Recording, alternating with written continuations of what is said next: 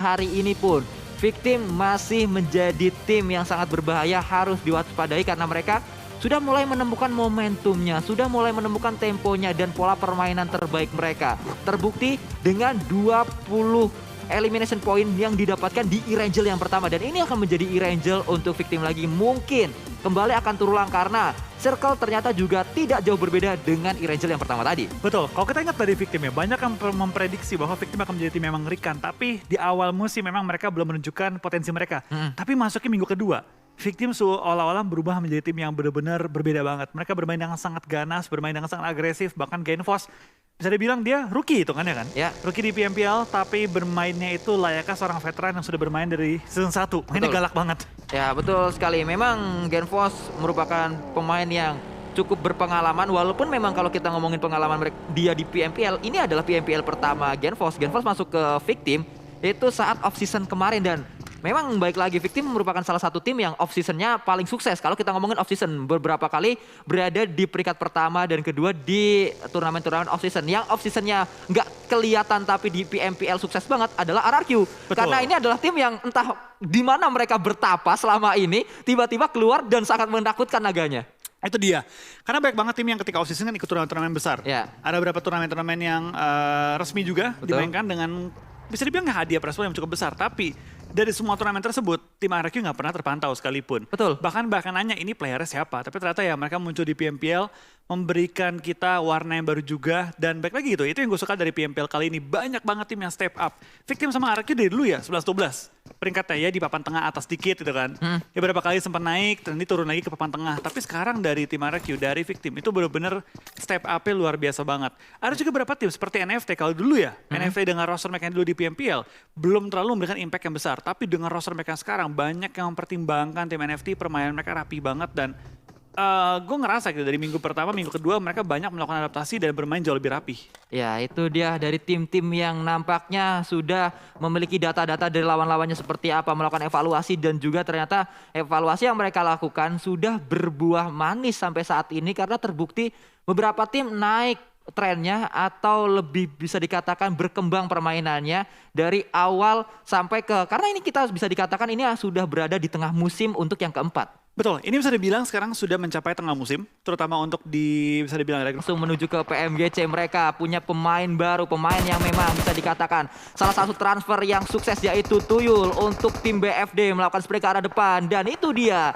Belum ada hit yang masuk ke arah pemain Aura atau justru kita baru melihat No Mercy sudah sangat low HP-nya Bang Flo. Betul, kita bakal tampakkan dari seorang No Mercy lumayan low dan Aura hampir ngebait tim BFD keluar dari rumah mereka dan melakukan peperangan. Tapi tampaknya itu bakal juga dari tim Aura masih bermain dengan cukup aman. Ya kembali kali ini ada pergerakan yang juga dibangun oleh pemain-pemain Bonafide. Tuyul bergerak bersama dengan pemain Bonafide yang lain menuju ke arah rotasi mereka yang selanjutnya. Ini adalah tempo yang berbeda, tidak seperti di E-Rangel yang pertama. Karena kalau kita ingat E-Rangel yang pertama, Bonafide lama sekali mereka untuk keluar dari Rozok. Betul, tapi kita bakal kian juga dari Bonafide ya, makin season ini ya, mereka makin main ke tengah juga. Mereka meninggalkan Rozok dengan sangat cepat dan langsung menuju ke arah center circle, di mana mereka bakal langsung bertempur memperebutkan beberapa rumah-rumah yang sekiranya enak. Tapi di lain sisi, tidak bakal juga main dari pergerakan beberapa tim tampaknya memiliki ide yang sama. Hantam langsung ke tengah-tengah Gatka, secure tempat-tempat yang enak dan langsung coba berharap ya zona ke arah mereka terus. Ya itu dia teman-teman semuanya, mungkin ini juga hasil dari evaluasi match yang pertama karena circle-nya mirip sekali seperti di E-Rangel match pertama tadi sehingga semuanya ingin memperbaiki kesalahan-kesalahan mereka seperti yang dilakukan oleh Onyx juga. Karena kalau kita ingat E-Rangel yang pertama, Onyx menjadi tim yang pertama dipulangkan tanpa poin sama sekali dan mereka pastinya tidak ingin mengulangi hal tersebut. Betul, tapi kita bakal lihat juga tampaknya dari tim Onyx sudah memiliki posisi cukup enak. Mereka coba untuk mengambil beberapa lokasi di tengah-tengah Gatka. Bahkan rumah sudah secure juga oleh Powerpunk dan juga Raffi. Disusul oleh Nick yang langsung masuk ke dalam area komponen. Keshi di sisi belakang coba membuka vision mereka dengan lebih luas. Tapi rumah-rumah dari tim Onyx dalam kondisi yang cukup mengerikan juga karena ada beberapa angle yang terbuka dari open field dan mungkin dari mereka bakal jadi korban pengempesan ban. Ya, nah ini dia kalau kita lihat nampaknya Alter Ego mereka mengirimkan seorang Hazelnut untuk menjadi seorang scouter, menjadi pemain terdepan dari tim AE untuk mencari informasi apakah ada tim lain di area dekat mereka sudah berada di bukit dekat dari rumah 12 dan memantau area dari tim Void, di mana Onyx juga bergerak kali ini. Harusnya Gatka ini bukanlah tempat yang asing untuk Nick dan juga bukanlah tempat yang asing untuk Raffi. Karena kalau kita ingat, Raffi dan juga Nick, Onyx di season yang ketiga turunnya di Gatka.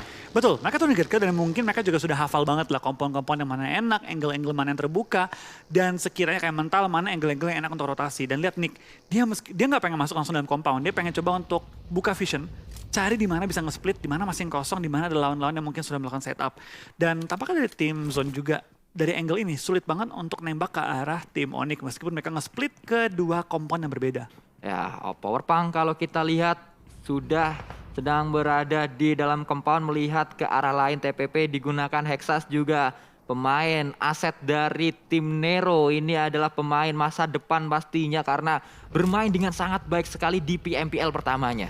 Betul, tapi kita bakal lihat juga dari beberapa tim yang bisa dibilang baru datang lah ke PMPL ya.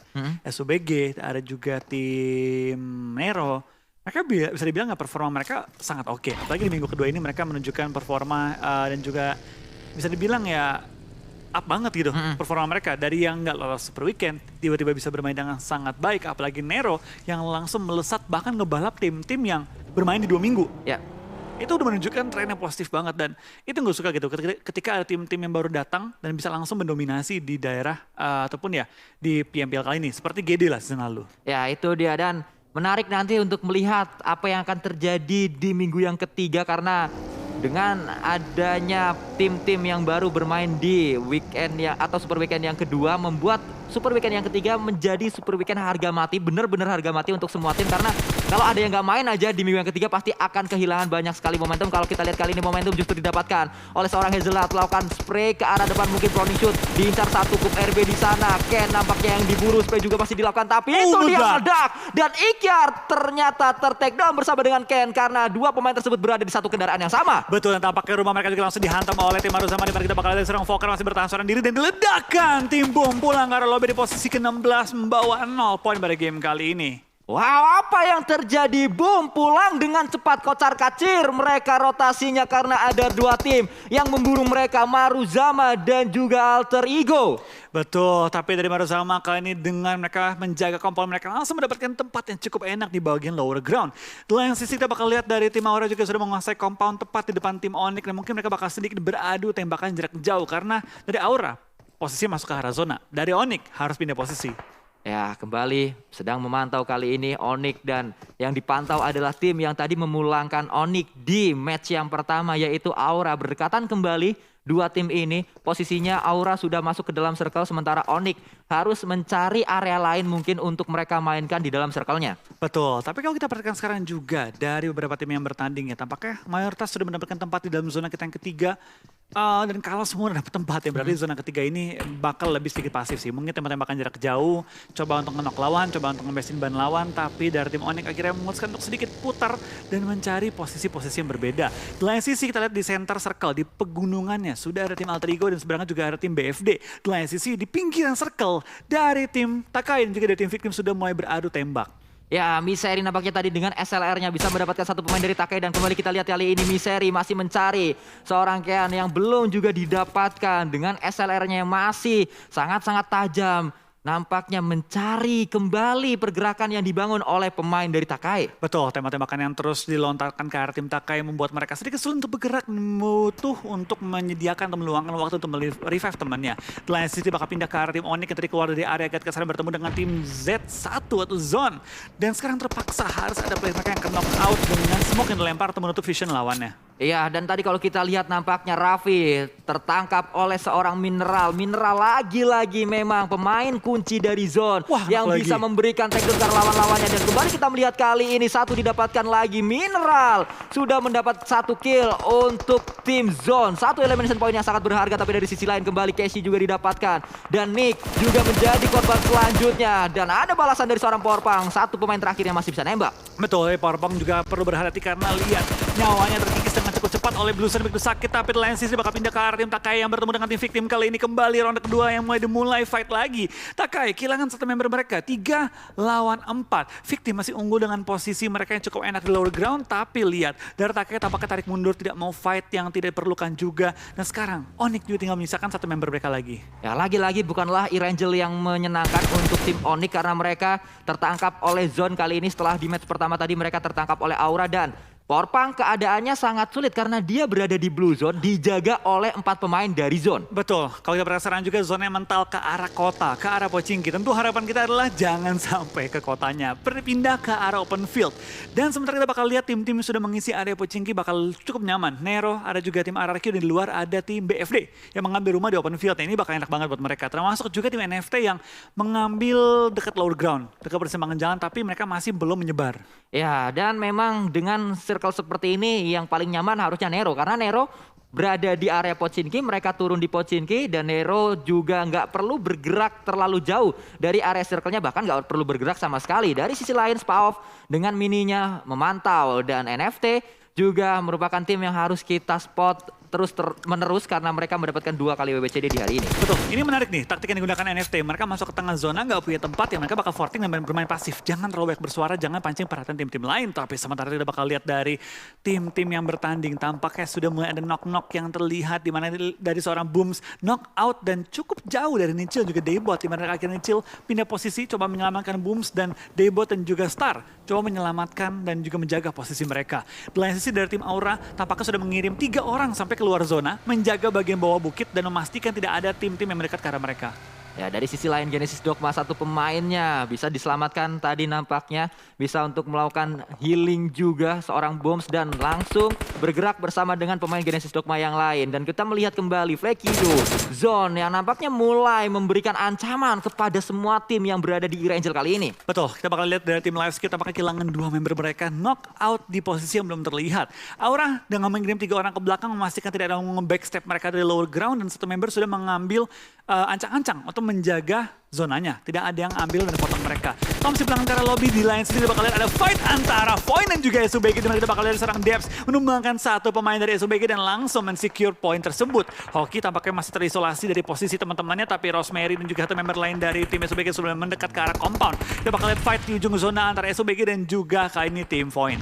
Ya, akan bergerak nampaknya berada di satu area yang sama, hanya berseberangan saja, hanya bertetanggaan saja. Pemain-pemain Void dan juga Supply Bank terpantau dari sisi atas. Harvest melihat satu pemain Rosemary spray juga dilakukan, tapi belum ada peluru yang masuk, belum ada hit yang diberikan dari seorang Harvest, pemain yang ternyata memiliki angle shoot berbeda dengan tim Void yang lainnya. Betul, kita bakal tampaknya juga banyak banget knock yang mulai terjadi, di mana Zone tinggal menyisakan satu member. Bahkan Zone dipulangkan di posisi ke-15 dengan hanya membawa 2 elimination point kali ini. Grenade eliminator untuk seorang No Mercy. Rosemary sudah mengungkang bom juga, akan jadi menyusul No Mercy dengan mendapatkan point kill dari bomnya, dan tampaknya lemparan bom belum bisa berhasil menumbangkan pemain Void. Oh, tampaknya iya, bisa menumbangkan satu pemain Void dan membuka celah dalam pertahanan Void. Kita bakal lihat dari seorang Hoki, bocil kematian, sudah maju ke depan, sudah melakukan spray down, tapi dia terkena pre-fire dan sekarang harus tersungkur ke arah tanah. Ya, Hoki tersungkur di sana dan momentum nampaknya hilang kali ini untuk tim Supply Bank, tapi mereka akan langsung datang menuju ke arah seorang Xbox. Pertahanan Xbox akan kita lihat seperti apa, dan Xbox satu pemain yang baru bermain di Super Weekend yang kedua memberikan sebuah permainan sangat luar biasa. Ichi Nissan yang didapatkan oleh seorang Xbox. What a nice play dari seorang Xbox, langsung menumbangkan 3 pemain dan men-secure keamanan bagi timnya. Di lain sisi Circle tampaknya pindah ke arah open field dekat dari Gunung Pochinki kali ini, dan tampaknya dari tim Alter Ego tidak berpindah sama sekali, punya tempat terenak menurut gue pribadi, dan sekarang tinggal menjaga posisi mereka. Di belakang mereka ada tim Maruzama, ada Aura juga di kenang mereka, so kita bakal lihat pertempuran di ujung-ujung gunung. Genesis Dogma datang menuju ke arah satu pemain Nero yang memang sudah tersungkur di sana. Harusnya bisa menjadi sebuah elimination point untuk Genesis Dogma, dan itu dia sudah didapatkan. M249 juga dimiliki oleh seorang Debo. Ternyata Super Una melemparkan sebuah granat terlebih dahulu menuju ke arah bawah mencari pemain-pemain dari Maruzama yang juga ingin meretake area ini, tapi belum berhasil. Sebuah ledakan yang dilakukan oleh Maruzama. Betul, tapi kita lihat di kanan dari Alter Ego juga ada tim lain yang pengen mengambil tempat mereka. Tampak itu adalah kalau nggak salah NFT yang sudah mengepush ke arah posisi mereka. Tampaknya dari Alter Ego mendapat 2 perlawanan sekaligus, tapi bukan NFT, warna kuning beda tim lagi. NFT masih ada di posisi mereka dengan fortingan mereka sudah pasang, dan sekarang bertempur dengan tim-tim di ujung circle kali ini. Ya, betul sekali, akan kita lihat nanti tim manakah yang akan coba meretake posisi dari tim Alter Ego karena memang mereka memiliki posisi terenak sehingga diincar oleh semua tim Bang Flo yang berada di E-Ranger kali ini. Betul, Nero tampaknya dalam posisi cukup berbahaya karena tinggal menyisakan satu member mereka kali ini, di mana dari Nero yang tadi punya tempat di dalam Pochinki sekarang dihajar dan tinggal last man standing lain sisi. Void tampaknya nggak bisa nge-push ke Alter Ego, harus fight dengan tim Leskip terlebih dahulu, di mana Harvest langsung naik dengan kendaraannya berhenti depan dari low ground, dan sekarang dari Kato menemukan Harvest dan tinggal menyisakan satu member dari tim Point.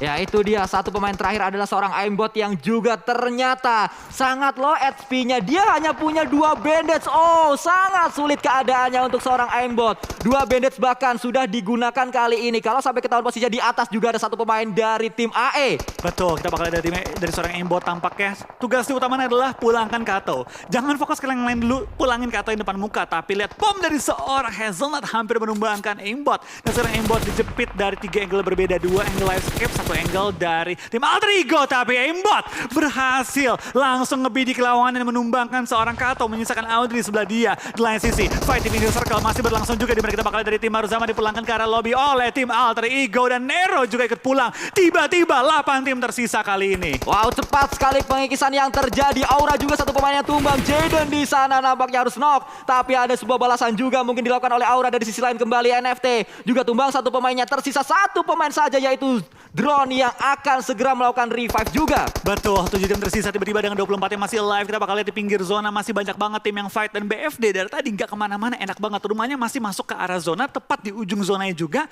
Dan mereka bisa nge-defend menghadapi tim-tim yang keluar dari area Pochinki. Ada Gede dan juga tim RRQ, tepat juga ada Takai dan juga NFT di sisi kanan mereka. Ya, dan ingat Bonafide sedang berada di jalur pengejaran untuk slot ke PMGC. Mungkin ini adalah momentum mereka untuk kembali menambah pundi-pundi poinnya. RRQ punya PR, tapi lihat smoke yang dimiliki oleh RRQ. Banyak sekali mereka membuat jembatan smoke untuk menuju ke arah Shake di depannya. Betul, mereka bakal beradu dengan tim GD kali ini, tapi di lain sisi dia bakal lihat dari seorang Potato melakukan spray ke arah lawannya, tapi belum bisa menumbangkan targetnya. Dan sisi lain kita bakal lihat dari ujung zona sudah banyak banget tim yang fight menerobos pertahanan lawan, dan kita bakal mungkin di sini banyak banget tim yang akan terkikis dengan cukup cepat. Ya, kita melihat Aura. Mereka memiliki area yang cukup enak sebenarnya, berada di area ujung sehingga tidak perlu mengecek lagi belakang mereka. Tapi pengejaran di poin PMGC ternyata akan pecah di sini fight-nya, karena 2 pemain atau 2 tim yang sedang mengejar poin tersebut berada di satu tempat yang sama. Bonafide dan juga Genesis Dogma. Akan kita lihat di mana Tuyul akan mundur terlebih dahulu. Granat juga on point tadi dari satu pemain starter. Takedown ada Nichil yang sama XP-nya, tapi spray juga dilakukan dan tidak berhasil. Nichil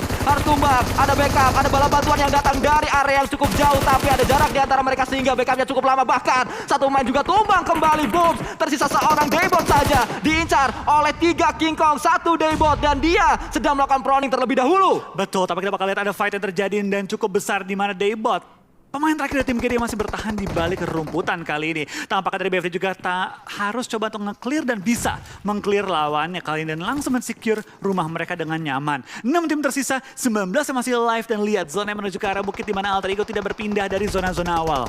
Ya, Alter Ego belum berpindah. Mereka memang memiliki area yang paling enak. Dari tadi sudah kita bahas juga. Mereka memiliki area high ground. Mereka tinggal nyayur ke arah lawan-lawannya. Tapi ingat, area terenak pasti akan di-retake oleh semua tim. Semuanya ingin menuju ke area tersebut. Dan kalau kita lihat berapa lama Alter Ego bisa bertahan, berapa lama atau berapa banyak utility yang mereka dapatkan atau mereka miliki. Tapi kalau kita lihat kembali, perang utility juga sudah dilemparkan oleh AE dan juga oleh NFT. Betul, tampaknya dari AE masih memiliki high ground advantage. Bakal langsung nge-push juga ke arah tim NFT, coba clear bagian lower ground mereka, dan tampaknya dari drone tertangkap oleh Hazelnut. 5 tim tersisa, dan tampaknya dari tim NFT juga akan hanya menyisakan 1 member kali ini, tapi tidak bertahan lebih lama karena dipulangkan ke arah lobby. 4 tim tersisa, 14 yang masih live. Ya, masih ada 14 pemain lagi yang bertahan di E-Ranger kita. Bonafide mulai akan keluar dari areanya, karena kalau kita lihat sudah tidak masuk ke dalam circle selanjutnya, tapi yang masih masuk adalah kali ini dari pemain-pemain Alter Ego. Dan kita melihat juga ada RRQ